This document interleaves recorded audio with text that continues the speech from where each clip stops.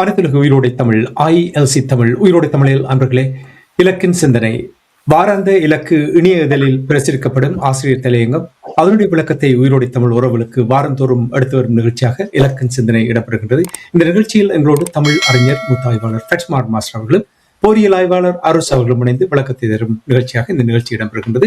கலையத்தில் இருவரும் இணைந்திருக்கிறார்கள். வணக்கம் மாஸ்டர்களே. வணக்கம் தனாஞானி. வணக்கம் அருஸ். வணக்கம் அருஸ் அவர்களே. வணக்கம் மாஸ்டர். வணக்கம் தனாஞானி. இருவருக்கும் வணக்கத்தை தெரிவித்துக் கொண்டு மாஸ்டர், இன்றைய ஆசிரியர் தலையங்கம் என்ன என்று கூறுங்கள். மே மாதம் தொடங்குகின்றது.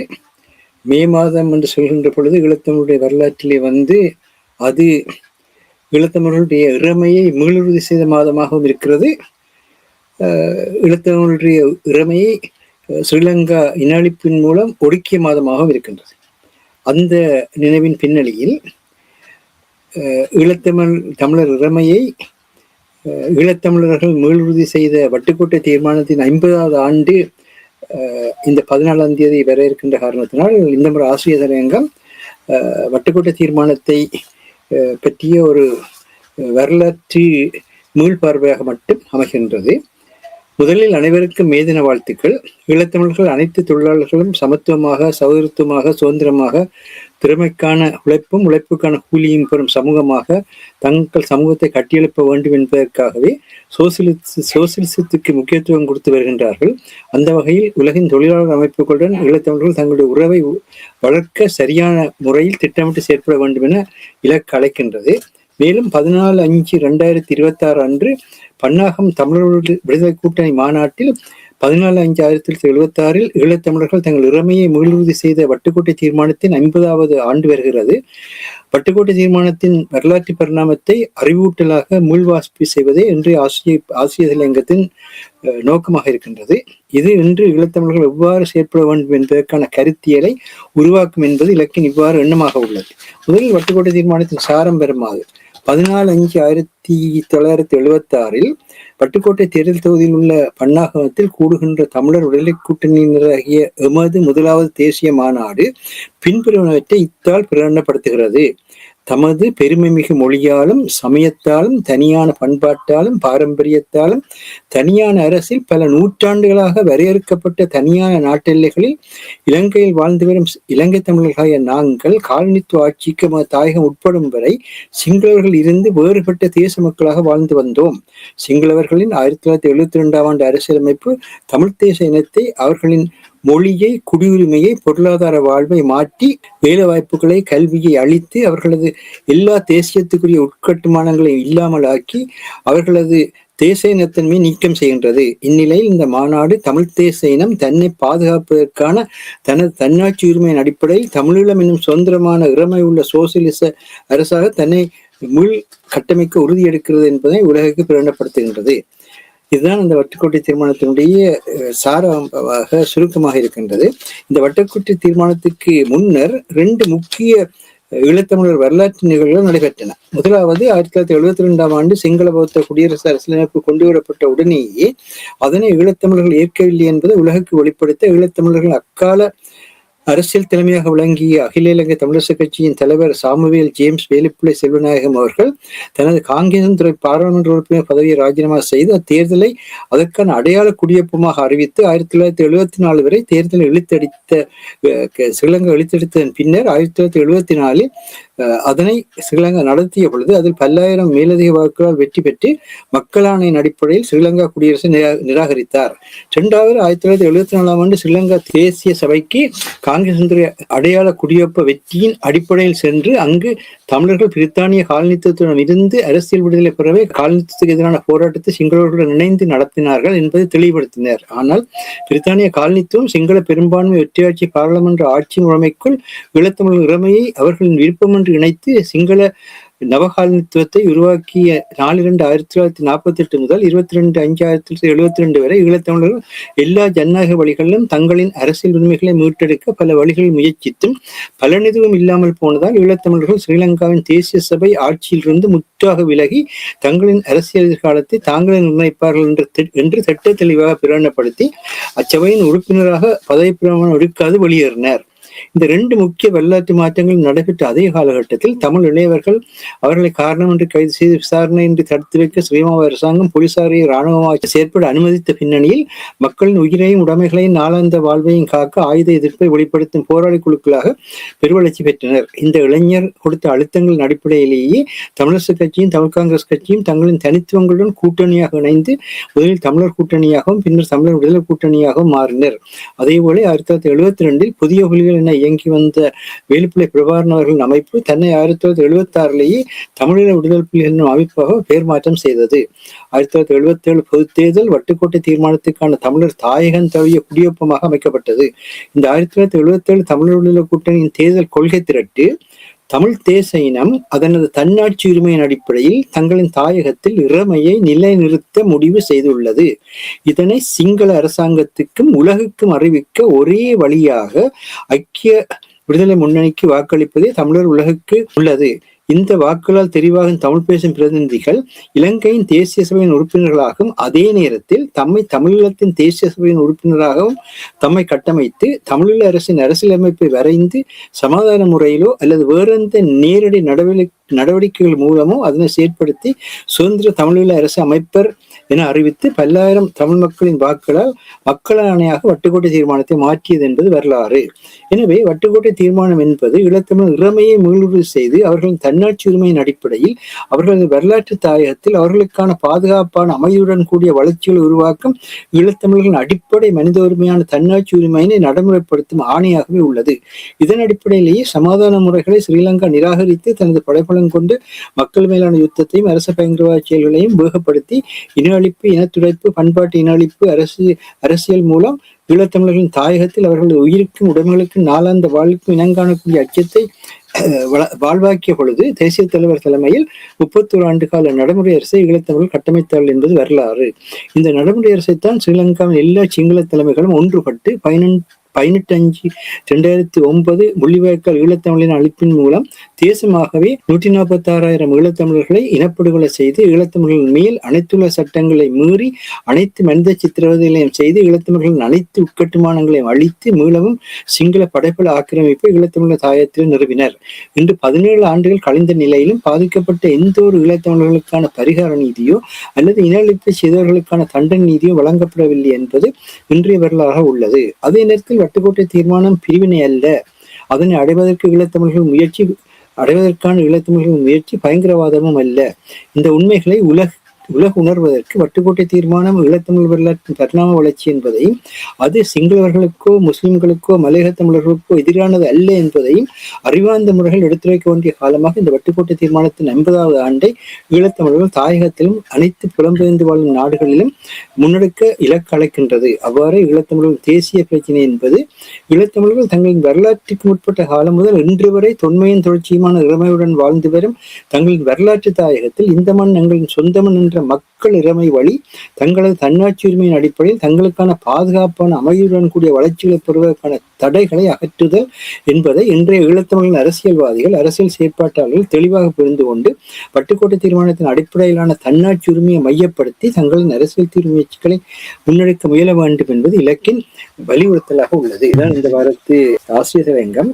இது ஒரு வகையிலே உலகிலே ஒரு பக்கத்தில் ட்ரம்பிசத்தினுடைய பிரச்சனைகள், மறுபக்கத்தில் ஈரானுடைய உயர் தலைவர் கூட கூறியிருக்கின்றார், மத்திய கிழக்கு பிரதேசத்துக்கு புதிய அத்தியாயம் தொடங்கி இருக்கின்றது. இனிமேல் மத்திய கிழக்கு பிரதேசத்தில் அந்நியர்களுக்கு இடமே இல்லை என்று சொல்லி கூறியிருக்கின்றார். அவரான ஒரு சூழலில் உலகிலே ஒவ்வொரு நாடும் தங்களுடைய மக்களுடைய பாதுகாப்பை, தங்களுடைய மக்களுடைய பொருளாதார வளத்தை மையமாக கொண்டு செயற்படுகின்ற ஒரு காலகட்டம் உருவாகிவிட்டது. அத்தகைய ஒரு சூழலில் நாங்கள் இன்று எங்களுக்கான ஒரு அரசை கொண்டிராத ஒரு மக்கள் இனமாக இருந்தாலும், ஒரு அரசற்ற தேச இனமாக இருந்தாலும், இறைமையை மீளுறுதி செய்த வட்டுக்கோட்டை தீர்மானத்தை உங்களுடன் மிக தெளிவாக இன்று எடுத்துரைத்தமைக்கு காரணம் என்னவென்று சொன்னால், இன்றைய அரசியல்வாதிகள் இந்த வட்டுக்கோட்டை தீர்மானத்தின் தன்மை என்ன என்பது புரியாமல், அல்லது இந்த வட்டுக்கோட்டை தீர்மானத்தினை முன்னெடுப்பதற்காக எவ்வளவு தியாகங்கள், உயிர் தியாகங்கள், உடல் இழப்புகள், வாழ்விழப்பு, புலம்பெயர் வாழ்வுகள் எல்லாம் ஏற்பட்டது என்பதை கூட கவனத்தில் கொள்ளாது, ஏதோ ஸ்ரீலங்கா அரசாங்கத்திடம் ஒருத்தர் சொல்லுகின்றார் தன்னாட்சியுடனான கூட்டாட்சி என்றார், இன்னொருவர் சொல்றார் நீங்கள் ஏதோ தாரத தாங்கள் நீங்கள் செய்வீங்கள் என்று என்ன செய்கிறார்கள் என்று இவர்களுக்கு தெரியவில்லை. அது மாத்திரமில்லை, தந்த செல்வநாயகம் தெளிவாகவே 1975 ஸ்ரீலங்கா அப்பொழுது தேசிய சபை என்று அழைக்கப்பட்டது, ஸ்ரீலங்காவின் தேசிய சபையில் இத்துடன் நாங்கள் நூற்றாண்டு காலமாக எல்லா வழிகளிலும் முயற்சித்தோம், எல்லா ஜனநாயக முறைகளிலும் முயன்று பார்த்தோம், அது நடைபெறவில்லை என்று அன்றையே சமஷ்டிக்கும் புற்றுப்புள்ளி வைத்தார். ஆனால் இன்றைக்கு தந்தை செல்வநாயகத்தினுடைய வழி வந்தவர்கள் என்று சொல்லிக்கொண்டு அவருடைய தூபியிலே போய் அவருடைய பிறந்த நாளிலும் நினைவு நாளிலும் தங்களுடைய அரசியலை முன்னெடுப்பவர்கள் தந்தை செல்வநாயகம் அன்றே சமஷ்டியை நிராகரித்துத்தானே அவர்தானே தன்னாட்சி உரிமையை பிரகடனப்படுத்தினார்.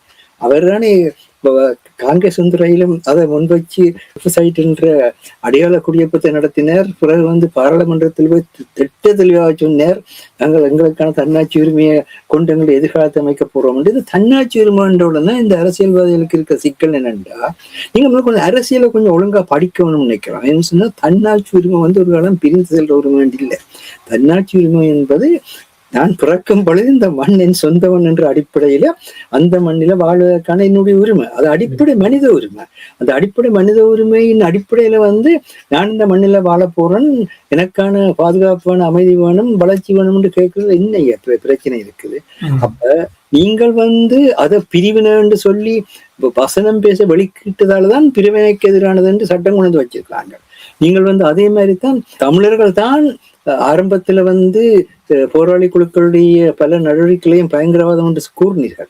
சிங்கள அரசாங்கம் சொல்வதற்கு முன்னாடி நீங்க தான் சொன்னீங்க. அந்த வகையில இந்த சிங்கள அரசாங்கத்துக்கு பிரிவினவாதம் பயங்கரவாதம் என்ற இந்த சொல்லாட்சிகள் எல்லாம் கண்டுபிடிச்சு கொடுத்தவர்கள் நீங்கள் தான். இனியாவது இந்த முட்டாள்தனமான வேலைகளை செய்யாதீங்க. சிறுபான்மையினம் என்று நாங்களே சொல்லிக் கொண்டது நாங்கள் தான். அவர்களை பயன்படுத்துகிறார்கள். எதற்காக சொல்லுன்றோம் என்றால், நீங்கள் பிளாங்க் செக்கை கொடுத்தீங்கள் என்று அவர்கள் மற்றவர்கள் அதுக்கு எமௌண்ட்டை போடுவார்கள். இல்லாட்டி அவன் மனிதன் இல்லை. நீங்க ஏன் பிளாங்க் செக்கை கொடுத்து கொண்டே இருக்கிறீங்க? பிளாங்க் செக்கை கொடுத்து கொண்டிருந்தால் கண்டிப்பாக அவன் தனக்கு தேவையான எமௌண்ட்டை போடுவான். இது நடந்து கொண்டிருக்கு. அதனால இனிவரும் காலத்தில் என்றாலும் சரி, இந்த ஈழத்தமிழர்களுடைய இளைய சமுதாயம் இது உன்னுடைய அடிப்படை உரிமை பிரச்சனையப்பா. நான் இந்த மண்ணில பிறந்துதான் இந்த மண்ணில வாழ வேணும், அவ்வளவுதான். அதை வாழ்வதற்கான பாதுகாப்பு நான் உருவாக்க வேண்டும், அமைதியை உருவாக்க வேண்டும், வளர்ச்சிகளை உருவாக்க வேண்டும். இந்த தன்மையை சொல்லி இந்த பட்டுக்கோட்டை தீர்மானம் இந்த காலத்திலாவது அதனுடைய முக்கியத்துவத்தை நாங்கள் எடுத்து கூறினால்தான் உலகத்திலே தமிழர்களுடைய விடுதலை கட்டமைப்பு முயற்சிகளுக்கு இருக்கின்ற பயங்கரவாதம் என்று சொல்லி நீக்கப்படும். அப்படி இல்லைன்னு சொன்னால் எதுவுமே செய்ய முடியாத நிலையில் தொடர்ந்து இதே மாதிரியாக நாங்கள் வளமை போல கூத்தாடுவதும் கும்மி அடிப்பதுமான அரசியலாகத்தான் போய் கொண்டிருக்கோம். கேள்வி என்னென்றால், இந்த வட்டுக்கோட்டை தீர்மானம் அனைவராலும் ஏற்றுக்கொள்ளப்பட்ட ஒரு தீர்மானமா? நிச்சயமாக அனைவராலும் ஏற்றுக்கொள்ளப்பட்டது என்று சொன்னால் ஏன் அதை முன்னெடுத்து செல்ல முடியாமல் போனது? அது சிங்கள அரசாங்கத்தினுடைய ஆயுத அடக்குமுறையும் இனஅழிப்பு நோக்கம். சிங்கள அரசாங்கம் அதனை முன்னெடுக்காதவாறு உடனடியாகவே பயங்கரவாத செயல்கள் தொடங்கி விட்டார்கள். பயங்கரவாத செயல்களை அவர்களுடைய படைகளை கொண்டே செய்தார்கள். நீங்க பாத்தீங்கன்னா 1983 இனஅழிப்பின் பொழுது அந்த 1983 ஜனவரி மாசத்திலிருந்து ஜூலை மாசத்துக்கு இடையில வடக்கு கிழக்கு தாயகத்துல வீடுகளை அடிச்சும் கடைகளை தொழிற்சாலைகளை தொழிலகங்களை தகர்த்தும் ஏற்படுத்திய இழப்பு என்பது கொழும்பில ஜூலை இனஅழிப்பு தொடங்கி நடந்த அந்த சேதத்தை பொதுவாக $980 மில்லியன் என்று சொல்கின்றார்கள். ஆனால் அதற்கு முதல் ஜனவரியில இருந்து ஜூலை மட்டும் நடந்த தமிழ் பிரதேசங்கள்ல நடந்த சேதம் $12,500 மில்லியன் மேல் என்று சொல்கின்றார்கள். அப்படின்னா பாருங்க, திட்டமிட்ட முறையில உட்கட்டுமானங்களை அழித்து தமிழர்கள் மேலிருந்து நிற்கக்கூடாது என்பதற்காக செய்யப்பட்ட ஒன்று. அது ஒரு உணர்ச்சியின் அடிப்படையில தூண்டப்பட்டாலும் அதற்குள் மிகவும் திட்டமிட்ட முறையில் நுணுக்கமான முறையில் தமிழுடைய பொருளாதாரத்தை அளிப்பதற்கான முயற்சிகள் நடந்தன. தமிழருடைய தமிழர்களுக்கு இனம் காணக்கூடிய அச்சத்தை ஏற்படுத்தக்கூடிய முயற்சியில் நடந்தது. இப்பொழுது கூட நேற்றைக்கு கூட ஒரு ஆசிரியர் கூறினார், இப்பொழுது சில எங்களுடைய பாடநூல்களிலேயே யாழ்ப்பாண நூலகம் எரிந்தது என்று போடுகின்றார்கள். அப்ப எரிந்தது என்று நீங்கள் போடுகின்ற பொழுது அது எரிக்கப்பட்டது என்றதை நீங்களே மறைக்கிறீர்கள். நீங்களே எரிந்து கண்டு போட்டுட்டு நாளைக்கு இன்னும் கொஞ்சம் காலத்துல எலக்ட்ரிக் லீக்கால எரிந்து கண்டு கூட நீங்க சொல்லுவீங்க. அது என்ன செய்கிறீங்க? நீங்க என்னத்தை கதைக்கிறீங்க? தயவு செய்து உண்மையை பேசுங்க, நேர்மையாக இருங்க. உண்மையும் நேர்மையும் இல்லாவிட்டால் கடைசி மட்டும் நீங்கள் எதுவுமே செய்ய முடியாது. அது ரெண்டும் தான் இல்லாம இருக்கு. உண்மையும் இல்லை, நேர்மையும் இல்லை. உண்மையின் நேர்மையை சொல்ல போனால் நாங்கள் எவ்வளவோ கஷ்டமில்லாம பட்டு நாங்கள் எவ்வளவோ நாட்டுக்காகவே நாங்கள் உருகி கொண்டிருக்கிறோம். நீங்கள் ஊடகவியலாளர்கள் எங்களை கொளுத்தி எரிக்கின்றீர்கள் என்ற புலம்பல் தான் உங்களுக்கு தெரியுதே தவிர என்ன செய்ய போறீர்களோ தெரியாது. என்று சொன்னா மக்களுடைய எழுச்சி வருவதற்கு வடிவான தெளிவா புரிஞ்சு விடுங்க. நேபாளத்துல நடந்தன்னு தெரியும், கோத்தபாயாக்கு என்ன நடந்தன்னு தெரியும். இன்னைக்கு உலகத்துல மக்கள் ஒரு நேரத்துல திரண்டு எழுந்தாங்களா நீங்க ஒருத்தர் நிக்க மாட்டீங்க. அவை உங்களுடைய நன்மைக்காகத்தான் சொல்றோம், உங்களுடைய எதிர்காலத்துக்காகத்தான் சொல்றோம். தயவு செய்து நீங்கள் எந்த விஷயத்திலும் உண்மையும் நேர்மையும் எந்த நேரமும் வெற்றி பெறுறது நோக்கம் இல்லை. வேந்துரு தொழில் பகைமை நீக்கும் என்று சொல்லும் தொல்காப்பியம். பகைமையை நீக்குவதற்கான முயற்சியில செய்ய கொண்டிருக்கோனே தவிர நீங்க வெள்ளுற ஒரு திட்டத்தை நீங்க போட்டீங்கன்னா மற்றவன் அதை திரும்பி தோக்கடிக்கிற திட்டத்தை போடலாம். அப்ப திரும்பி தொடர் கதையாக போய்கொண்டிருக்கும். எல்லாவற்றுக்கும் மேலாக புரிந்துணர்வு வட்டுக்கோட்டை தீர்மானம் என்ற என்ன என்பதை சிங்கள மக்களுக்கு எடுத்து செல்ல வேண்டிய தேவை இருக்கின்றது, முஸ்லிம் மக்களுக்கு எடுத்து செல்ல வேண்டிய தேவை இருக்கிறது, மலைய மக்களுக்கு எடுத்து செல்ல வேண்டியது. அதே போல இந்தியாவுக்கு இந்த வட்டுக்கோட்டை தீர்மானம் இந்தியாவுடைய பாதுகாப்புக்கோ தேசிய ஒருமைப்பாட்டுக்கோ எந்த விதத்திலும் எதிரானது இல்லை. இந்த மாதிரியாக நீங்கள் இந்தியாவுடைய எந்த மாநிலத்தையாக நடத்தினீங்கள் என்று சொன்னால் அங்கு அது இயல்பாகவே வேற. அதை நாங்கள் தான் அதுக்கு காரணம் என்று நீங்கள் கடைசி மட்டும் கூற முடியாது. அதாவது இந்த உண்மைகளை கூறி இந்த வட்டுக்கோட்டை தீர்மானத்தினுடைய தன்மை கூட என்னுடைய வரலாற்றையே நீங்கள் முழு கட்டமைக்கலாம். ஆனா அதை செய்வார் இல்லை.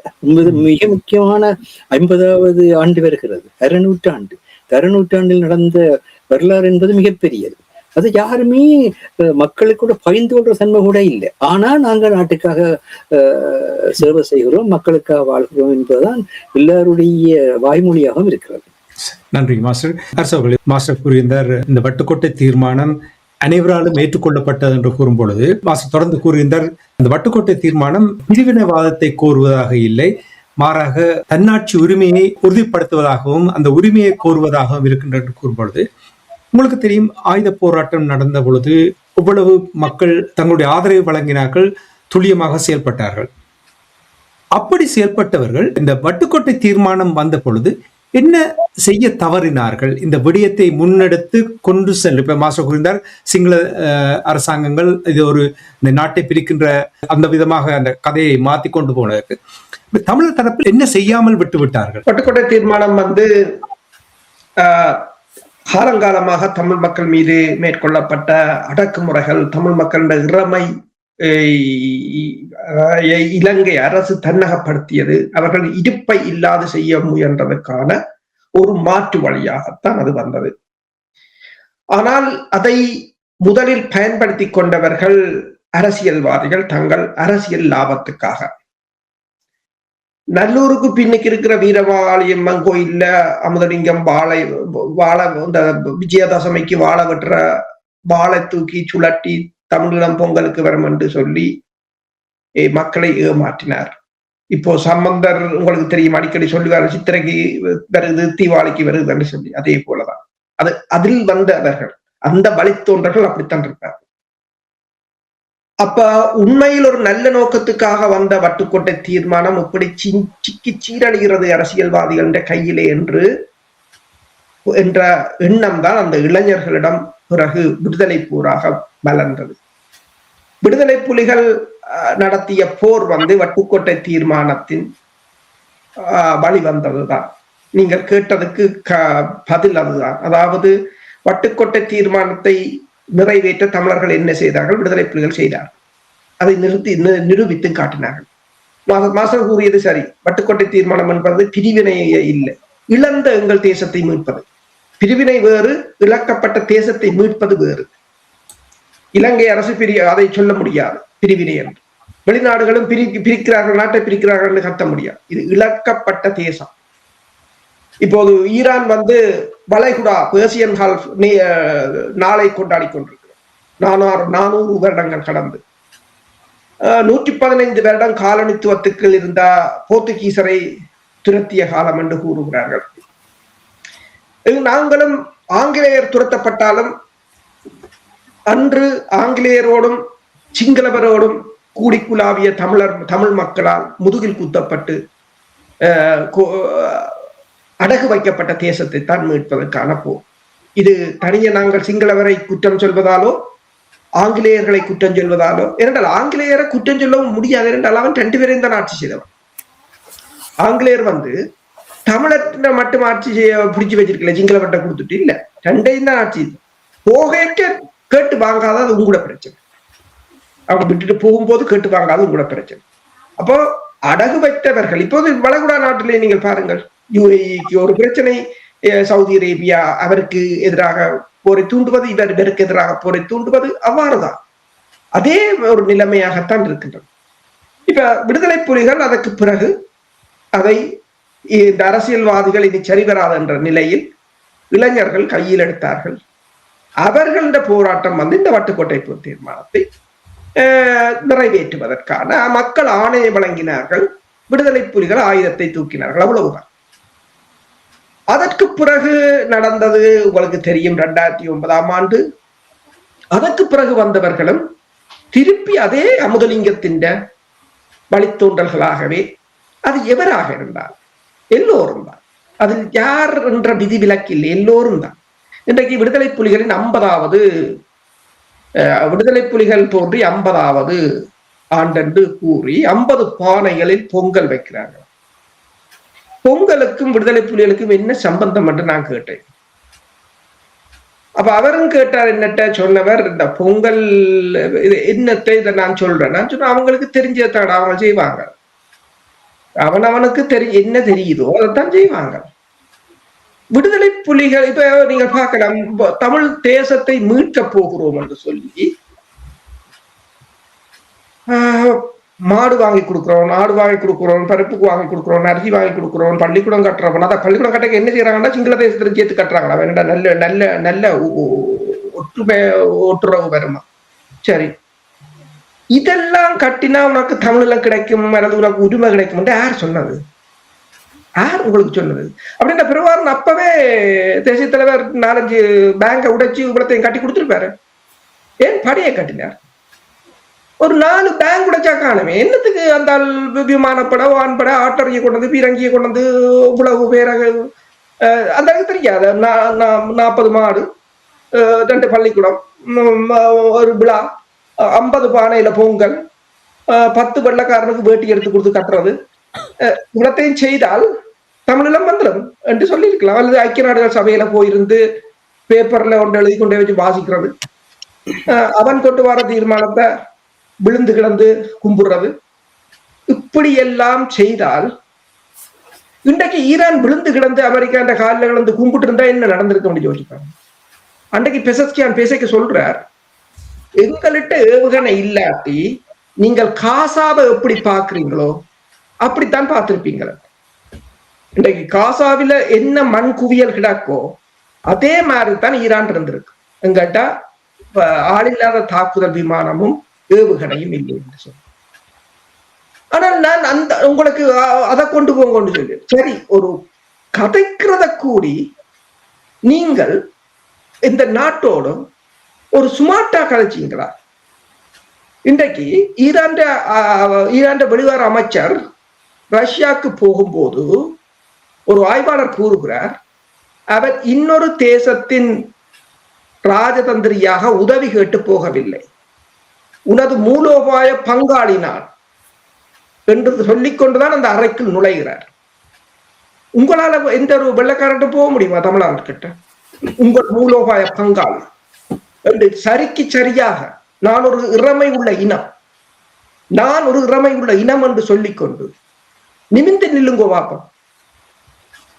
அவன் ரெஸ்டாரண்ட் வச்சிருக்கிறவன், பேங்க் கடை வச்சிருக்கிறவன், ஒவ்வொரு கட்சிக்கு தண்ட ஹோட்டல் நல்லா வரணும், தண்ட ரெஸ்டாரண்ட்டுக்கு அந்த கட்சி ஆதரவு கொடுக்கணும், இந்த கட்சிக்கு ஆதரவு கொடுக்கணும், கொஞ்சம் பேர். இங்க தமிழருக்கு கட்சி இருக்கா? இல்லை தானே.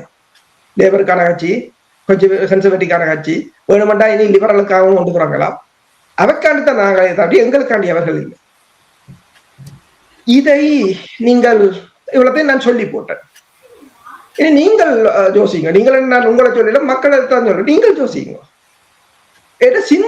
சிந்திப்பதுதான். இப்ப அமெரிக்காவின் இந்த போருக்கு பிறகு அமெரிக்கா முன்னாள் அதிபர்கள் கூட எத்தனையோ பொட்காசுல விட்டு கொண்டிருக்கிறாங்க. 15-20 நிமிஷம் தங்களை அனுபவங்களை என்ன மக்கள்கிட்ட தான் சொல்றாரு. கேளுங்க கேள்வியை. ட்ரம்பின் அவர் அந்த ஒவ்வொரு 15-20 நிமிஷம் வீடியோக்கு பிறகு அவர்கள் கூறுவதொன்று, நீங்கள் கேளுங்கள் என்று கூறுகிறார். அப்ப மக்களை பொறுத்தவரையிலும் நீங்கள் இந்த அமைப்புகளோ அரசியல்வாதி நீங்க கேள்வியை கேளுங்கள். இப்ப ஒரு கான்பரன்ஸ்ல போனாலும் நீங்க யோசிச்சு பாருங்க. அவங்க ஒரு 45 நிமிஷம் கான்பரன்ஸ்னா 30 நிமிஷத்துல முடிச்சுட்டு 15 நிமிஷம் கேள்விக்கு தான் விடுவாங்க. கேளுங்கள் நீங்கள். அது எங்கள் மக்களிடம் ஒரு பிரச்சனை இருக்கின்றது. மாஸ்டர், இப்ப நீங்கள் இந்த வட்டுக்கோட்டை தீர்மானம் அனைவராலும் ஏற்றுக்கொள்ளப்பட்ட என்று நீங்கள் கேட்ட பொழுது ஓம் என்று அதிகாரத்தோடு நீங்கள் கூறினீர்கள். அதை கேட்கும் பொழுது மகிழ்ச்சியாக இருந்தது. என்னுடைய கேள்வி என்னவென்றால், சமீபத்தில் உங்களுக்கு தெரியும் சட்டத்தரணிகள் சங்கம் ஒரு முயற்சி எடுத்துக் கொண்டிருக்கிறார்கள். அதில் ஒரு திட்டத்தை உருவாக்குவதற்கு முன்னதாகவே கட்டுப்பாடுகளை கொண்டு வந்திருக்கிறார்கள். அதாவது ஒருவர் மட்டும்தான் அந்த கூட்டத்தில் பங்கெடுக்கலாம் என்று கட்டுப்பாடுகள். இனி அங்கே பங்கெடுத்த பங்காளி கட்சிகள், அரசியல் பங்காளி கட்சிகள் சிலர் கூறியிருக்கின்றார்கள், இந்த ஐக்கிய முயற்சியை குழப்பாதீர்கள் என்று கஜேந்திரகுமார் பொன்னம்பலம் தரப்பினருக்கு அவர்கள் கூறிய செய்தியை நான் கேட்டிருந்தேன். நாங்களும் இங்கே கூறிக்கொண்டு வந்தோம், ஒரு புதிதாக ஒரு ஃப்ரேம் ஒர்க்கை உருவாக்க வேண்டும், ஒரு கட்டமைப்பு உருவாக்க வேண்டும் என்று நாங்களும் கூறியிருக்கிறோம். ஆனால் வட்டுக்கோட்டை தீர்மானம் அனைவராலும் ஏற்றுக்கொள்ளப்பட்டது, ஒரு சரியான எங்களுடைய இறமையை வெளிப்படுத்தும் வகையில் அது இருக்கின்றது என்று சொன்னால், ஏன் இந்த சட்டத்திறனிகள் சங்கம் வட்டுக்கோட்டை தீர்மானத்தின் அடிப்படையில் இந்த மீண்டும் அதை கொண்டு வந்து அதனூடாக ஏன் பயணிக்க முடியாது? நல்ல கேள்வி. அதுக்கு நீங்கள் இந்த வட்டுக்கோட்டை தீர்மானம் அனைவராலும் ஏற்றுக்கொள்ளப்படுவான்னு சொல்வதற்கு காரணம் என்னென்றால், 24 தமிழர் தாய பகுதிகளில் 24 தொகுதிகளில் வட்டுக்கோட்டை தீர்மானத்துக்கான அந்த வாக்கெடுப்பு தேர்தல் நடத்தப்பட்டது. அப்போ 24 பிரதிநிதிகள் வர வேணும். 24 பிரதிநிதிகள்ல 18 பிரதிநிதிகள் தெரிவு செய்யப்பட்டார்கள். அதாவது 24ல் 18 எல்லாருக்கும் தெரியும் முக்கால் பங்கு. இப்போ எந்த ஒரு கட்டத்திலும் முக்கால் பகுதி மக்களுடைய ஆதரவு இருக்கின்ற பொழுது அது முழுமையாக ஏற்றுக்கொள்ளப்பட்டதாக கருதப்படுற தன்மை இருக்கு. அதே நேரத்துல அதுக்கு அந்த நேரத்துல கூட எதிர்ப்பு தெரிவித்துகளும் இருக்கிறார், இல்லைன்னு இல்லை. ஒரு நாடுன்னு இருந்தால் எப்பொழுதும் பலதரப்பட்ட கருத்துக்கள் இருக்கும், பலதரப்பட்ட தன்னலங்கள் இருக்கும், அதெல்லாம் கொண்டதான் நாடு. ஆனா வடிவா உங்களுக்கு தெரிய வேண்டிய விஷயம், 24 பாராளுமன்ற பிரதிநிதிகள் 18 பாராளுமன்ற பிரதிநிதிகள் தெரிவு செய்யப்பட்டார்கள். அப்படின்னா முக்கால் பகுதி தன்மையோடு அது வெற்றி பெற்றிருக்கின்றதால் நாங்கள் வட்டுக்கோட்டை தீர்மானம் முழுமையாக ஏற்றுக்கொள்ளப்பட்ட என்று சொல்வதற்கான காரணம். அதே நேரத்தில் அந்த முறைதான் ஜென்பிக்கு 184 ஆசனங்கள் 139 ஆசனங்கள் போச்சு.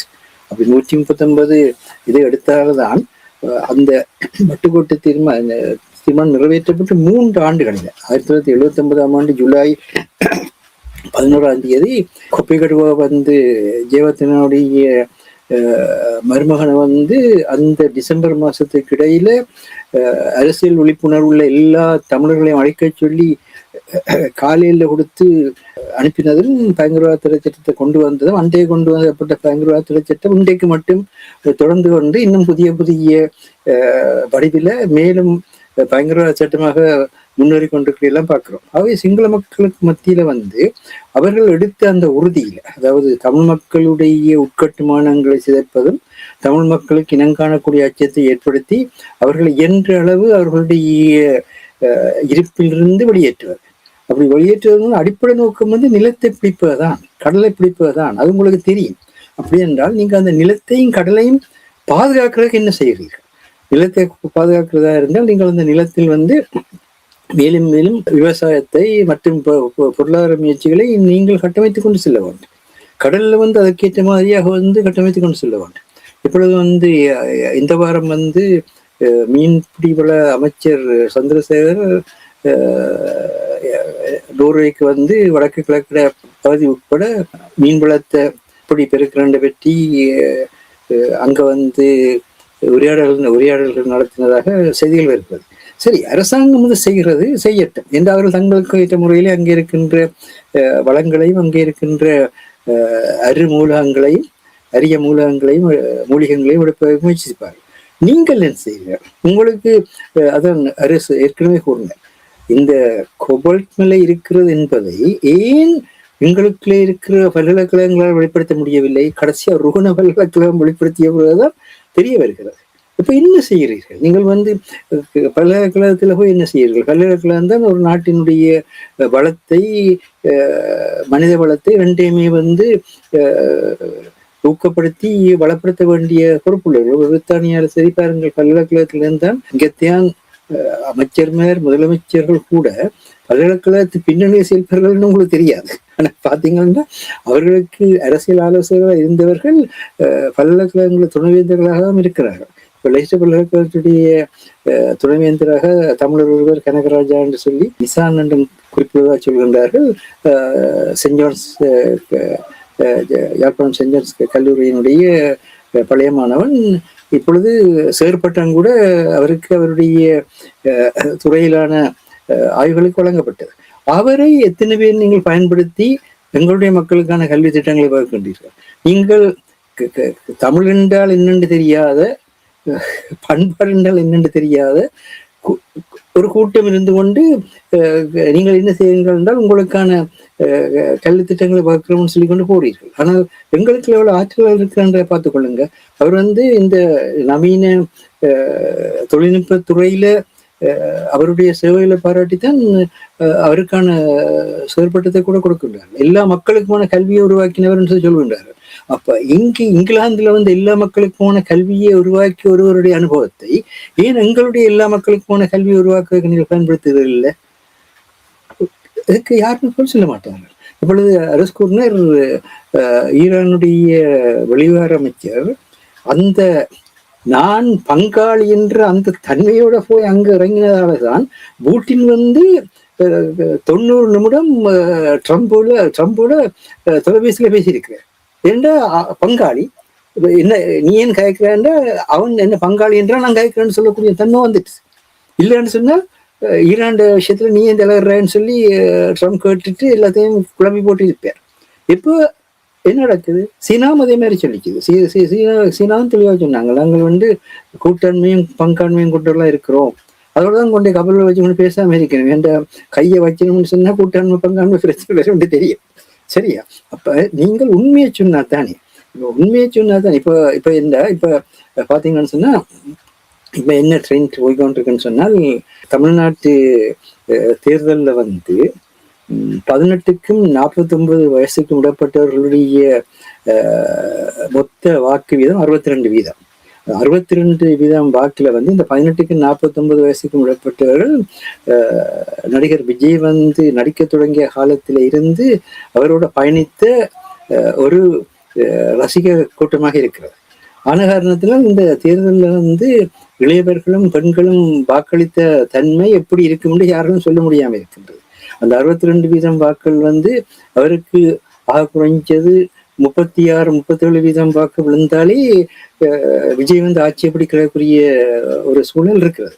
சரி, அது இருக்கட்டும். அது அந்த நாட்டுல வந்து இப்ப நாங்க வந்து சினிமா என்றாலே வேணாம்ன்றோம், சமயம் என்றாலே வேணாம்ன்றோம். ஆனா சினிமாவிலும் சமயத்திலும் தான் மக்களுடைய பணம் பெருமளவில் வந்து செலவழிக்கப்படுகின்றது என்பது வெளிப்படையான ஒன்று. அப்ப சினிமாக்களையும் நாங்கள் புந்து அதனை வந்து எங்களுக்கானதாக மாற்ற வேண்டும். மார்க்ஸ் வந்து தெளிவாக சொல்லுவார், அதாவது ஒரு மனிதனுக்கு உரியன எல்லாமே மூல் உற்பத்தி செய்யப்பட வேண்டும். அரசியல் மட்டுமல்ல, பாலியலும் கூட மூல் உற்பத்தி செய்யப்பட வேண்டும். அன்றைக்கு இருந்த பாலியல் அணுகுமுறைகள் வேற, இன்றைக்கு இருக்கிற பாலியல் அணுகுமுறைகள் வேற. சமையலும் கூட மூல் உற்பத்தி செய்யப்பட வேண்டும். அன்றைக்கு இருந்த சமையல் அணுகுமுறை வேற, இன்றைக்கு இருக்கிற சமையல் அணுகுமுறை வேற. விளையாட்டு தினஞானிக்கு தெரியும் என்ன மாதிரியாக கிரிக்கெட் வந்து எவ்வளவு தூரத்துக்கு வந்து நேற்றைய கிரிக்கெட்ல இருந்து இந்திய கிரிக்கெட் வந்து எவ்வளவு வளர்ச்சியில உள்ளுக்குள்ள அடைஞ்சிருக்கின்ற பார்த்தா ஒரே மாதிரியா இருக்கும். ஆனா அதை கூர்மையா பார்க்கறவங்களுக்கு தெரியும் எவ்வளவு பெரிய மாற்றங்கள் நேற்றைக்கு இல்லாத இல்லாண்டைக்கு இருக்கின்றவங்களுக்கு தெரியும். அப்ப என்ன பிரச்சனைன்னு சொன்னா, தொல்காப்பியம் என்ன சொன்னது? முதலினப்பட்ட நிலமும் பொழுதும், நீ வாழ்ற நிலம் நீ வாழ்ற காலம், இது ரெண்டும் தான் உனக்கு கடவுளுக்கு சமனானது. அதுக்கு பிறகு கடவுள், இந்த கடவுள் இதுக்கெல்லாம் செயற்படுவாள். இது இல்லாட்ட கடவுளாலும் செயற்பட முடியாது. கடவுள் நம்பிக்கை உள்ளவர்களுக்கு கூட கடவுள் செயற்பட முடியாதுன்னு தெரியும். ஆகவே நிலத்தை நீங்கள் பாதுகாக்கிறதுக்கு என்ன செய்வீங்க? காலத்தை பயன்படுத்துறதுக்கு என்ன செய்ய? காலம் மாறிக்கொண்டிருக்கும், நிலம் மாறிக்கொண்டிருக்கும். இது முதலிடப்பட்ட நிலம் பொழுதும் தொழிலாளர் சொல்லிகளுமே தெளிவாக சொன்ன விஷயம் என்னென்றால், ஒரு நிலத்திலிருந்து இன்னொரு நிலத்துக்கு போயிட்டீங்கன்னா நீங்க வாழ்ற நிலம் தான் உங்களோட நிலமா மாறிடும். அந்த நிலத்தின் குறிஞ்சி நிலத்தில இருந்து முள் நிலத்துக்கு போயிட்டா அப்புறம் நீங்க முள் நிலத்துக்காரனை தவிர முள் நிலத்துல இருந்தோட குறிஞ்சி நிலக்கதை இயலாது. முள் நிலத்துல நீங்கள் உங்களோட வாழ்க்கைய உறுதிப்படுத்தி கொண்டு அந்த நில மக்களாக வாழ்ந்து கொண்டு அந்த பின்னணியில நீங்கள் உங்களுடைய குறிஞ்சி நிலத்தில நீங்கள் என்ன குறைபாடுகளை கண்டீர்களோ அதை நிவர்த்தி செய்வதற்கான உதவிகளை செய்யலாம். ஆனால் இங்க இருக்கிற இளைய சமுதாயத்தை தமிழர்களாகவே நிலப்படுத்துவதற்கு என்ன பொருளாதார முயற்சிகளை, என்ன அரசியல் முயற்சிகளை, என்ன தொழில்நுட்ப முயற்சிகளை, என்ன வங்கியியல் நிதியியல் முயற்சிகளை மேற்கொண்டு இருக்கிறோம் என்றால் ஒருவரும் சொல்ல மாட்டார். எங்க இருக்கிற இளைய சமுதாயம் எல்லா நாடுகளும் அந்த பெரும் சமூகத்திலும் இணைந்து போய் அதற்குள்ளே கரைந்து கொண்டிருக்கிறது. அவர்கள் அங்கு அந்த வேலைகளையும் செய்து கொண்டு அந்த பின்னணியில் நின்று கொண்டு அந்த பின்னணியில அறிகிறதுக்கோ இல்லை பங்கு பெற்றதுக்கோ அவர்களுக்கான நேரமும் வராது, அவர்களுக்கான சந்தர்ப்பங்களும் கிடைக்காது. அப்படி என்றால் எல்லாவற்றிலும் நாங்கள் திட்டமிட்டு இப்ப இந்திய மக்களை பார்த்தீங்கன்னா 2031 ஆண்டு மக்கள் தொகை கணக்கெடுப்பு வரப்போகிறது.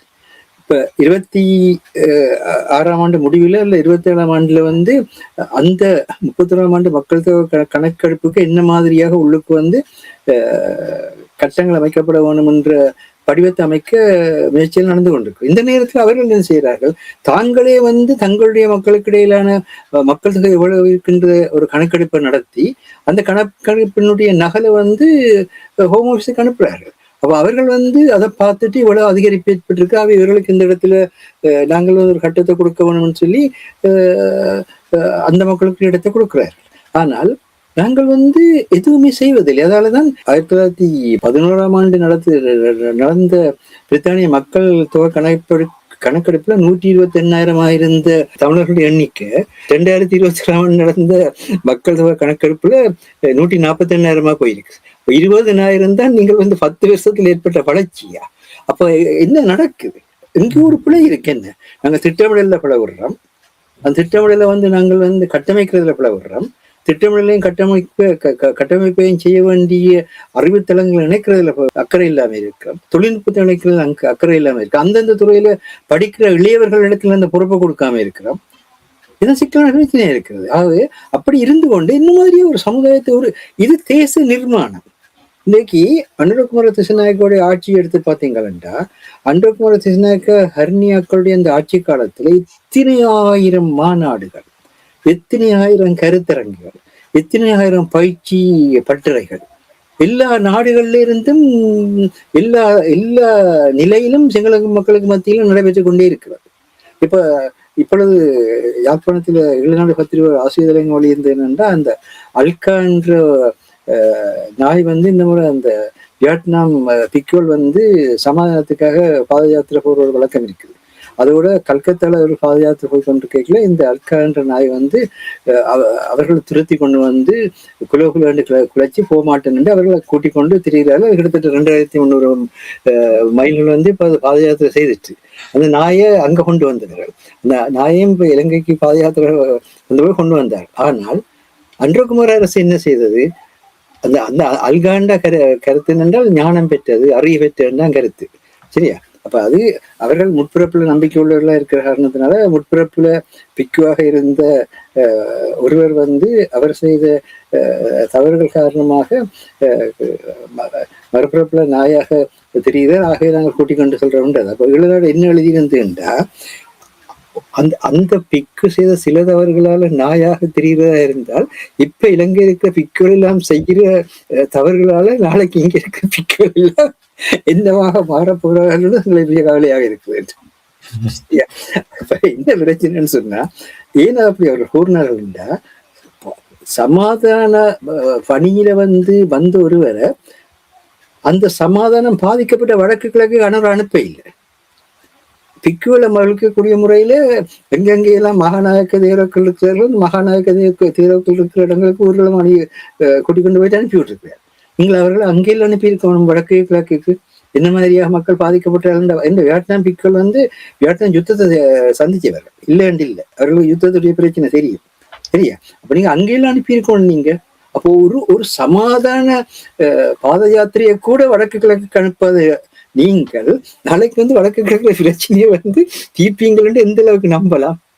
ஒரு சாதாரண ஒரு சமாதான யாத்திரைக்கு ஒருவர் அப்ப நீங்க சரியான முறையில நல்லிணக்கத்தை வளர்க்கிறதா இருந்தால் அப்படி இருக்கிற வெளிநாட்டு ஏன் அனுப்ப இல்லை? அங்க போனா எங்களோட மக்கள் அவர்களுக்கு தங்களோட உண்மை தன்மையில சொல்லி போடுவார்கள், தங்களால் தலை காட்ட முடியாத பயம்.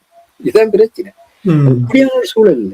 இப்படியான ஒரு சூழல் இருக்கணும் என்று இப்ப ஆனா சிங்கள சமுதாயம் எப்படி தன்னை பாதுகாத்துக் கொள்றா பார்த்துக் கொள்ளுங்க, எல்லா விதத்திலும் இப்படியா பாதுகாத்துக் கொள்ளு. ஆனா இங்க இந்த விஷயத்துல என்ன, எங்களோட விஷயத்துல நாங்க இப்ப கிட்டடியில ஒருத்தர் ஒரு குறிப்பனுப்பி இருந்தார். அந்த போராளிகளோட தொடக்க காலத்துல 36 அமைப்புகள் இருந்தாண்டு அந்த பேர்களையும் போட்டு அதுல மொத்தம் 72,000 பேர் கூட்டு மொத்தமா இருந்தவை என்றும், அந்த நேரத்துல ஸ்ரீலங்கா இராணுவத்துல 10,000 பேரான் இருந்தவை என்றும், அந்த 72,000 பேரும் ஒற்றுமையாக ஒருமைப்பாட்டோடு அந்த நேரத்துல இருந்திருந்தால் அந்த 10,000 பேரையும் ஒரு நாள்லயே நீங்கள் மேற்கொண்டிருக்கலாம் என்ற கருத்தினை போட்டிருந்தார். அன்றைக்கு மட்டும் இல்லை, இன்றைக்கு மொத்தம் என்ன செய்யறீங்க? ஒரு நாளும் பல்குழுவாக வெளி சந்தோஷம். பல்குழுவாக கிடைக்கிற பல்குழுவா மாறுறதுக்கான காரணம் என்ன? நான் நல்லவன், என்னை பற்றி நீ கதைக்கிறாய், நீ போ, அவ்வளவுதான். நான் நல்லதான் நான் செய்யறேன்றதை நீங்களே சிந்திக்க வேணும். அடுத்தவன் சொல்லி உங்களுக்கு ஒன்றும் பெற போறது இல்லை, தீது நன்றும் பிரதர வேறா. அப்ப இந்த மனநிலையில் இருக்கிற இந்த வட்டுக்கோட்டை தீர்மானத்தை பாத்தீங்கன்னா இருக்காது, அப்படியே அந்த வசனங்களை அப்படியே போட்டிருக்கிறோம்டா அதுல வடிவா சொல்றாங்க 72ஆம் ஆண்டு அரசியலமைப்பு தமிழ் தேசிய இனத்தை சிங்கள காலனித்துவத்தில் வாழும் அடிமைகளாக மாற்றின. இந்த அடிமைத்தனம் இன்றைக்கு மாறி இருக்குதா? 72ஆம் ஆண்டுல இருந்து இன்றைக்கு மட்டும் எந்த ஒரு சிங்கள அரசாங்கமாவது இந்த அடிமைத்தனத்துல ஒரு சிறிது தன்மையாவது மாத்தி இருக்குதா? இன்னும் மேலும் மேலும் சிறுபான்மையினம் இருந்த தன்மையும் இப்ப அனுரகுமார திசாநாயக்கா சமூகம் மாத்துறாரு. இதான் நடக்கு. அதற்கு நிச்சயமா நீங்கள் கூறுவது அதற்கு தமிழர்களும் பொறுப்பெடுக்க. இன்னொரு விஷயம் அதையும் சொல்லுவாங்க என்னென்றா, ஒற்றையாட்சி தவறானது என்று வாய்ஸ்லயே எல்லாரும் கதைக்கிறீங்க. பிறகு என்ன செய்றீங்கன்னா அந்த ஒற்றையாட்சிக்குள் சமஷ்டி. ஒற்றையாட்சிக்குள் சமஷ்டி, ஒற்றையாட்சிக்குள் தன்னாட்சியுடன் கூடிய கூட்டாட்சி. அது ஒற்றையாட்சிக்குள்ள என்னண்டையா கூட்டாட்சி வேறும், ஒற்றையாட்சிக்குள்ள என்னண்டையா தன்னாட்சியுடன் கூடிய கூட்டாட்சி வேறும். மற்றவர் சொல்றாரு என்னன்னு சொன்னா, இல்ல நாங்கள் ஒற்றையாட்சிக்குள் நாட்டை பிரிக்காத வகையில் நாங்கள் சேர்க்கிறோம். நாட்டை பிரிக்க அது டெக்னிக்கல் டேர்ம்ஸ் ஆயிருக்கலாம். அந்த 6ஆம் திருத்த சட்டத்துக்காக அவர்கள் அப்படி பயன்படுத்துகிறார்களோ தெரியும். 6ஆம் திருத்த சட்டத்துல அவங்க பிரிவு தானே கதைக்க கூடாதுன்னு இருக்குது. நான் இது நான் பிறந்து வாழ்ற மண் என்று சொன்னா பிரிவினையா? நீங்கள் அங்க இருக்கிற 6வது அந்த மண்ணில பிறக்காத ஆக்களா?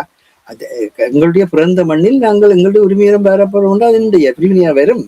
எங்களுடைய பிறந்த மண்ணுக்குரிய தன்மையை அந்த தராட்டி நாங்கள் எங்களுடைய மண்ணுக்கான எதிர்காலத்தை உருவாக்கப்படுறோம், என்னுடைய பிரிவினையா வரும் என்ற நீங்களே முடிவு செய்தீங்க. நாங்கள் பிரிவினை தான் கேட்கிறோம் என்றா, நீங்கள் தமிழக விடுதலை புலிகள் அடிக்கிறதுக்கு அவங்க பிரிவினை கேட்கிறான்னு தான் நீங்கள் வசனம் பேசி அரசாங்கங்கள் காலில் விழுந்த நீங்க பேசினதாக தான் அந்த பிரிவினைவாதம். அவங்க பயங்கரவாதம்னு சொன்னது நீங்கள் தான். எங்களுக்கு தெரியும் யார் யார் எப்படிலாம் கூத்தடிச்சீங்கன்னு தெரியும். ஆகவே நீங்கள் தான் உங்களை பயங்கரவாதிகள் என்றும் பிரகடனப்படுத்துறீங்க, நீங்கள் தான் உங்களை பிரிவினைவாதிகள் என்றும் பிரகடனப்படுத்திக் கொண்டு நீங்களே அந்த தன்மையோட மக்களை போட்டு சித்திரவதைப்படுத்துறீங்களே. என்ன அவங்க பயங்கரவாதிகள்? அவன் கடல்ல மீன் பிடிக்க வேண்டியவன், நம்ம நிலத்துல விவசாயம் செய்ய வேண்டியவன், காட்டுல காட்டு வளத்தை எடுக்க வேண்டியவன். அவன் காட்டுக்குள்ள போனா பயங்கரவாதி, கடல்ல போனா பயங்கரவாதி.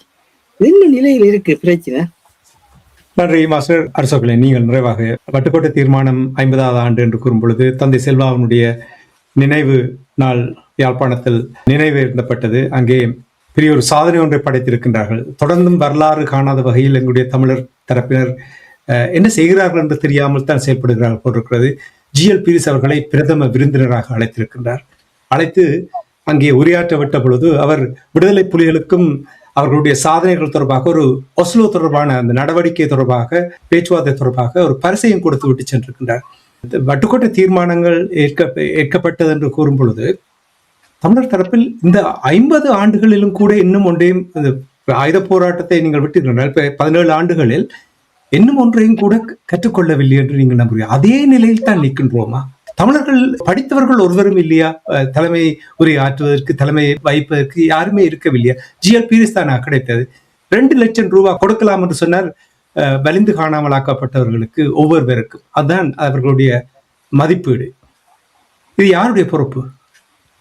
நீங்கள் சொல்வது சரிதான். ஜிஎல் பீரிஸ் வந்து அவர் ஒரு சிங்கள தேசிய பௌத்தர், அவ்வளவுதான்.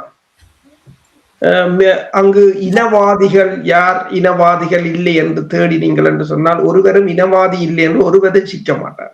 அவர்கள் அதை நான் பிழை என்று சொல்லவில்லை. என்றால் அவங்க தங்களுடைய இனத்துக்காக ஒற்றுமையாக நிற்கிறார்கள், அவ்வளவுதான். எந்த ஒரு இனமும் தன் இனத்துக்காக நிற்பார்களாக என்றால் அது போற்றப்பட வேண்டும். தேசிய தலைவர் கூட, சிங்கள இராணுவத்தை கூட, தளபதிகளை கூட சண்டையில் தான் அவர்கள் எதிரிகள். மரணம் அடைந்து விட்டால் வீரமாகத்தான் மதிப்பார்கள். அது ஒரு வீரனுக்குரிய அழகு. அதே மாதிரிதான் நாங்கள் ஒரு இறமை உள்ள இனம் என்றால் இன்னொரு இறமை உள்ள இனத்தை மதிக்க வேண்டும். மற்றது அவர்களின் பண்புகளை போற்ற வேண்டும். ஏனென்றால் அது எங்களுக்கு ஒரு பாடமாக இருக்கு. அவர்கள் பீரிஸிலிருந்து அனுராவிலிருந்து எல்லோரும் அதே உரிமையவர்கள் தான். இப்ப மாஸ்டர் கூறினார் 72,000 பேர் இயக்கத்தில் இருந்தவர்கள். இலங்கை ஆமில 10,000 பேர் இருந்தது. உண்மைதான், அது அப்படியே உண்மைதான். இலங்கை ஆமியை விட 83ஆம் ஆண்டு இயக்கத்தின் அளவு கூட. ஆனால் ஏன் விடுதலை புலிகள் மட்டும் தலை தூக்கினார்கள் என்றால் அதுல முக்காவாசி டுபாக்கூர் என்று சொல்லலாம். வடிவேல் என்ற பாசையில சொல்ல போறார். நீங்கள் பாருங்கள், பலர் குறை சொன்னார்கள் என்னென்று சொன்னால், நாங்கள் போராடி இருப்போம், விடுதலை புலிகள் எங்களை விடவில்லை என்றார். இப்ப விடுதலை புலிகள் இல்லாமல் போய் எவ்வளவு காலம்? விடுதலை புலிகளின் ஆயுதம் இல்லாத முறியடிக்கப்பட்டு கிட்டத்தட்ட 16 வருடம். உங்களுக்கு இடவழி கிடைச்சது யாராவது போராடி நீங்களே? தளபதியா இருந்தவையெல்லாம் அமைச்சரா இருக்கணும். நான் பேரை சொல்ல விரும்பல, நேரம் போடும். தளபதியா இருந்தவையெல்லாம் வீர தளபதிகள் எல்லாம் அமைச்சரா இருக்கணும், நாடாளுமன்ற உறுப்பினர்களா இருக்கணும். நீங்கள் அன்றைக்கு ஒரு காரணம் சொன்னீங்கல்ல, விடுதலை புலிகள் இல்லை என்றால் நாங்கள் பெற்று கொடுத்திருப்போம், இழுத்தந்து கட்டி கொண்டு வந்திருப்போம், சாக்கில் கரிகள்ல வச்சு கொண்டு வந்திருப்போம் என்று. இப்ப கொண்டு வந்திருக்கலாமே. அப்ப இப்ப தெரியுது ஏன் துரத்தி அடிச்சார்கள் என்று அங்கிருந்து போலிகளை விரட்டுவோம். இப்ப ஈரான்ல நடக்கிறதும் அதுதான். ஈரான்ல 2 போர் நடக்கிறது. ஒன்று எதிரிக்கு எதிரான போர், 2 உள்ளுக்குள்ள இருக்கிற போலிகளுக்கு எதிரான போர். அது மிகப்பெரியது. இப்ப ஈரான் முன்னாள் ஷா மன்னற்ற மகன் அமெரிக்காவில் கூட அவர் குண்டு துளைக்காத வாங்கி கட்டிடத்துக்கு பின்னால, கண்ணாடிக்கு பின்னால்தான் பேசுகிறார். அது ஈரான் வலிமை. ஈரான் அங்கேயோ இருக்கு, அமெரிக்கா அங்கேயோ இருக்கிறது. என்னென்று சொன்னால், இப்ப நீங்கள் கேட்டது போல என்னென்று சொன்னால், வட்டுக்கோட்டை தீர்மானத்தின் 50வது வருடம் கொண்டாடத்தான் எங்களால முடியும். கொண்டாடுறோம், ஓகே, 50வது கொண்டாட போறீர்கள், விடுதலை 50வது கொண்டாடுறீங்க, 60வது கொண்டாடுவீங்க, 70வது ஒரு பர்த்டே மாதிரி இப்ப வந்துட்டு. என்ன செய்தது என்று நீங்கள் கொண்டாடுறீங்க? என்னத்தை செய்துட்டோம் என்று கொண்டாடுறீங்க? நீங்கள் என்னத்தை செய்ததுன்றத இப்ப கொண்டாடுறீங்க. இப்ப ட்ரம்ப் இன்றைக்கு ஒரு படம் போட்டிருக்கிறார், குண்டுகள் எல்லாம் வெடிக்குது, அவர் ஆயுதத்தோட நிற்கிறார்.